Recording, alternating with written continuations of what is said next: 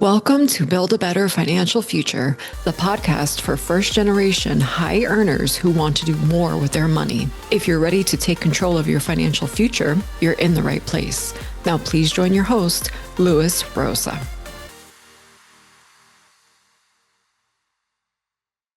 Hello and welcome to another episode of the Build a Better Financial Future podcast. My name is Louis Rosa and I'm your host. Thank you for tuning in.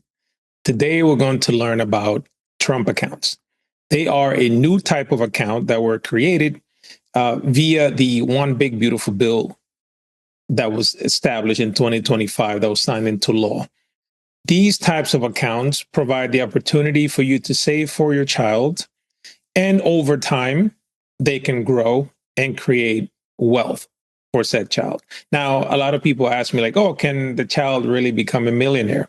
So I'll give you the short answer, and that is yes, right? I'm going to show you some of the examples that they use on the website and basically some of the assumptions that they're using. But ultimately, yeah, over a long period of time, using certain historical rates of return, which are not guaranteed, obviously, but provided that those were the case, yes, you could technically have a child become a millionaire by the time that they are retirement age.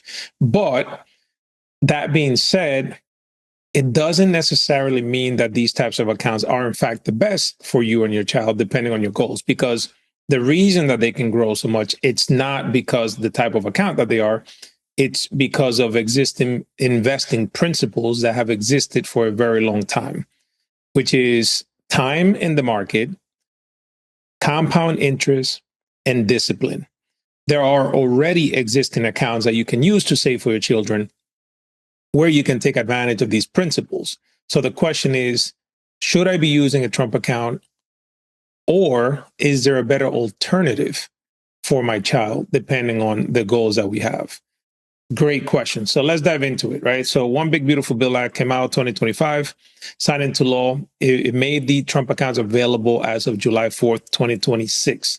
These accounts can be opened very easily. You can visit trumpaccounts.gov, and they also have an app that you can use, and there you can manage different accounts if you have multiple children and so on. One of the key highlights of this program is that currently there is a $1,000 federal pilot contribution program where the federal government contributes $1,000 of seed money towards the account if you have an eligible child that was born between 2025 and 2028. This is for U.S. citizen children born between 2025 and 2028. So that being the case, before I get into any specifics, if you have a child that was born between 2025 and plan having a child, between now and 2028, then whether or not you plan on continuing to contribute to this account, you may as well take advantage of the $1,000 seed money, right? It's your money. It was federal tax dollars that are being used for this. So I always tell people that if you have a child that qualifies, open the account, get you $1,000, because that's going to grow over time as well to the child's benefit, most likely, right? So that's one thing I wanted to get out of the way. Now, let me give you an example. Well, when it comes back to the money issue, when you go to trumpaccounts.gov, they use multiple examples of what the money can grow to depending on the child's age. So one example, I'm going to give you the one that they use if you funded the account with the maximum amount that you can contribute, which is $5,000 a year. Right. So if you contribute the $1,000 seed money plus $5,000 a year, what they're using is the S&P 500 historical rates of return. So that's not guaranteed. It doesn't mean that the account will continue to perform that way. But using those assumptions, the account will have $271,000 by the time the child is 18. By the time the child is 27, they will have $742,000. And by the time they age 55, that could be as high as $13 million.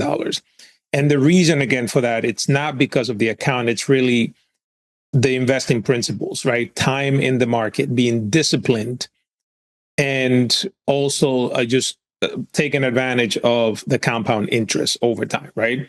So those are really nice figures, right? So technically, if you were a parent, you got the $1,000 seed money, you put in $5,000 a year, and you get these types of returns, your child could then be, by age 55, a multimillionaire, right? And retire a wealthy person.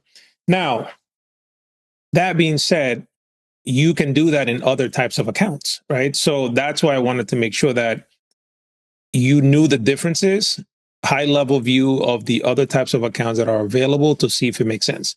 Let me give you some of the specifics of the Trump accounts as well. One of the things is that it's really built on the base of a traditional individual retirement account, an IRA. So this is kind of like a hybrid RIA for kids. What it does is it allows the parent, which be the custodial parent and other people, including employers, which could make up to a $2,500 contribution per year. The maximum is $5,000 total. So the child can contribute, the parents, grandparents, and so on, up to $5,000 a year.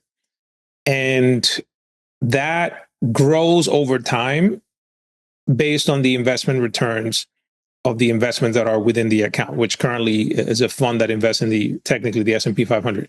Now, one of the differences from an IRA is that traditionally, when you have earned income, like if you work, then you can contribute to an IRA. And there are income limits. Now, in this case, that's not the case, right? So even if a child does not work, contributions can still be made to this account. So that is a key difference from the IRA. The other one is that this money is technically locked in for the first 18 years until the child turns 18. Whereas a traditional IRA, you could take the money out at any time. There might be tax consequences, including income tax and penalty. But in this case, you don't have the option of touching the money for the first 18 years. And that could be a good thing. You know, there's always a joke in our industry, in the financial services industry, that when, you know, some people have looked at investment accounts, and apparently the accounts of people that are dead usually do better. And that's because they're not touching it, right? A lot of people that are alive, right, they panic sometimes at the wrong time. They sell low, they take their money out when they're not supposed to. So usually that joke says, yeah, a lot of dead people's account perform better because they're not touching the money, just sitting there doing the market, doing its thing, letting the market do its thing. So I think this is one of the key advantages of these accounts, is that there's no earned income requirement and they cannot be touched for the first 18 years. So once you put that money in, it's really a forced savings, right? Even if an emergency came up, you wouldn't be able to take the money out. So that's a key distinction there. Now, at age 18, that account then converts to a traditional IRA in the name of the child. So this is something for you to really think about. You would then no longer be the custodian of that account. That child is now age 18. That account is theirs, which means that they can take the money out and do whatever they want with it. And you cannot stop them because it's their account. And they don't have to use it for anything that you wanted them to, right? Now, another downside to that is that money, because it's a traditional IRA, once they turn 18, is subject to ordinary income taxes when they take the money out. There are some exceptions. If the child uses the money to purchase a home for the first time or to pay for qualified educational expenses, the IRS will waive the 10% penalty. So here's a key distinction that a lot of people don't realize. When you read the text, it says, oh, you can take penalty-free withdrawals, right? What a lot of people don't necessarily understand, or because it could be easily missed, is there are two separate things. One is all the money that comes out of this account will always be subject to ordinary income tax. There are no exceptions for that. Plus a 10% penalty if it's taken out before age 59 and a half, which are the current rules for IRAs, except for waiving said penalty if the money is used for higher education purposes, or qualified education purposes rather, and the purchase of a first-time home, right? But there's always tax. And this is why I'm doing this for you today, is to let you know that there are consequences to these withdrawals from these accounts. So if you were saving for college, for example, like your main goal is to save for your child's college, then this Trump account may not necessarily be your best option, because there are other types of accounts, a 529 plan, for example, where you can put money into this account. It grows tax deferred. You can still invest it in similar things like the S&P 500 types of funds. The money that it earns over time is tax deferred. So you don't pay taxes on the money that it's being made at the time. And then when you withdraw it, if it's for qualified education expenses, it's all tax free, right? So you can use the same principles of time in the market, discipline investment, compound interest, and have tax free withdrawals to use for college at the time, right? So off the bat, if the goal is college, the Trump account is not going to be your best option, right? 529 plans, I highly recommend that you consider that instead. Now, that being said, also, depending on where you live, some states also give you a benefit for contributing to a 529. So, for example, in New York State, where I'm from, if you contribute to the New York 529 plan, you can deduct as a single individual up to $5,000 a year from your state income tax, or $10,000 a year from if you're married filing jointly. So yet another tax benefit, right? Making even a more stronger case for a 529 if the goal is college. Now, you can also just open up a regular custodial brokerage account if you do not want to necessarily set the money aside for college. One more thing about the 529 that I want to highlight is that under the current law, after you've had the account open for 15 years, you can convert up to $35,000 of the 529 money into a Roth IRA, which I'll talk about next, for the child. So that's another advantage where you can use it for school, but then if you had money left over or the child got a scholarship or something, you can then convert some of those funds to a Roth, which will then grow tax deferred and if held for at least 5 years, and then the child waits until they're over 15 and a half, that's all tax-free money. So comparing the Trump account to the 529, you already know, right? If it's college, 529, hands down, it's going to be your best option. Now, let's talk about custodial brokerage accounts. You technically could open up a custodial account at a brokerage institution in the same manner that you would open up a Trump account. And what happens is that you can then just invest that money in anything like the S&P 500, for example, right? So technically you could have a similar investment to what's inside the Trump account now. Now, the difference is that the custodial accounts, you could take the money out, right? So you have more flexibility. You don't have to wait until the child is 18. Now, the same thing will apply, right? When they reach the age of majority, that account becomes theirs. So I think one key principle here is that regardless of the account that you're using, you want to focus more on teaching your child about saving, investing, living below their means. As they grow, help them save their allowances, have them do chores if you pay them for certain things, or they get birthday money, whatever the case might be. But show them the discipline, right? Show them the steps. Show them the fact that they can invest and create wealth for themselves in the future, right? Regardless of the type of account. I think the principles are more important here that you can pass down as part of your generational wealth, right? So if you do a custodial account, a lot of people may say, hey, well, you can pay taxes on the custodial account every year on any dividends, interest, or capital gains. And that is true. But if you do it, strategically, you could get away with not paying taxes on that because there are certain rules. For example, the kiddie tax rule, it's an IRS rule where basically if your child has less than $2,700 of either dividends, interest, or capital gains, you can basically exempt half of that, right? Is free. The other half of that is at the child's tax rate. Any amount over $2,700, then you will pay it at the parent rate. But technically, if you do it strategically, you can have a custodial account where you're getting tax-free dividends, right? So you have to strategize. And this is why it's very important to work with someone like a financial advisor that knows your situation, knows your taxes, and can help you strategize and put money in different types of accounts. Now, the other thing is a Roth IRA. Roth IRAs are the flip side to the traditional IRA, where you do not get a tax deduction for the contributions that are made. But if used properly, the current rules are if you hold them for at least 5 years and wait until age 59 and a half, you can take all of the earnings from that Roth IRA tax-free. You can always take out your own contributions tax-free but the earnings could be taxable if you break the rules, right? But in a perfect world, you open it up, you keep it for at least 5 years up until the age of past 59 and a half, and you have tax-free income in retirement. Now, they're an IRA, right? So right now they require that you have earned income in order to contribute. So you can't just open up a Roth for your child and put money in it unless they themselves have earned income, right? So if your child has, maybe a summer job, they're getting some money, you can open up a Roth and put money in it up to the amount that they made, not exceeding the yearly limits, right? But there's also something called a Roth conversion.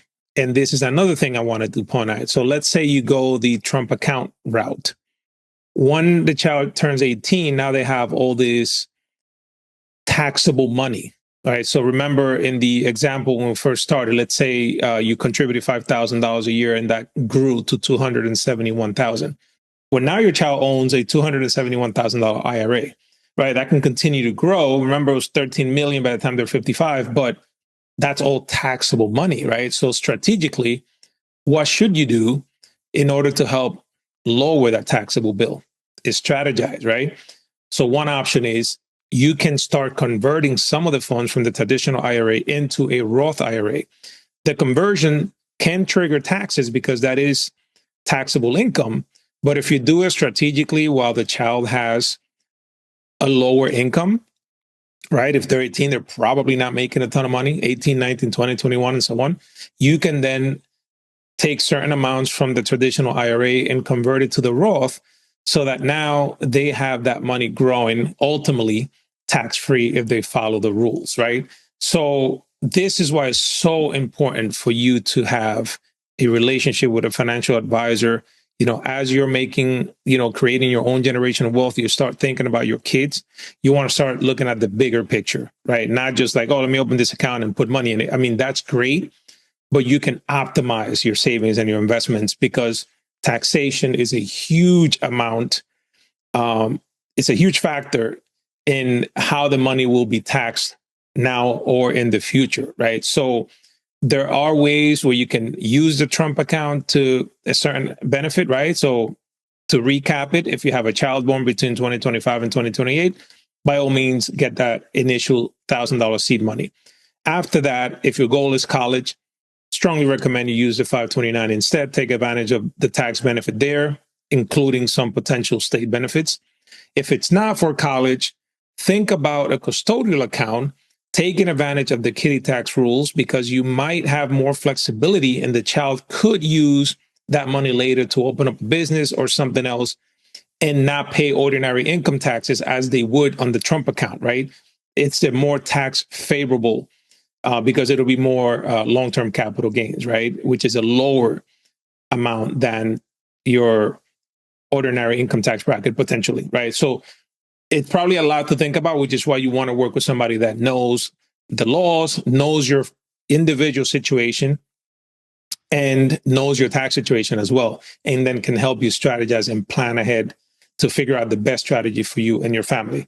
And the final thought is, regardless of what type of account you decide to open, just teach your children about wealth building from an early point. Have them save X amount of dollars for every paycheck that they make. Show them the importance of living below their means, the importance of compound interest, saving and investing over time.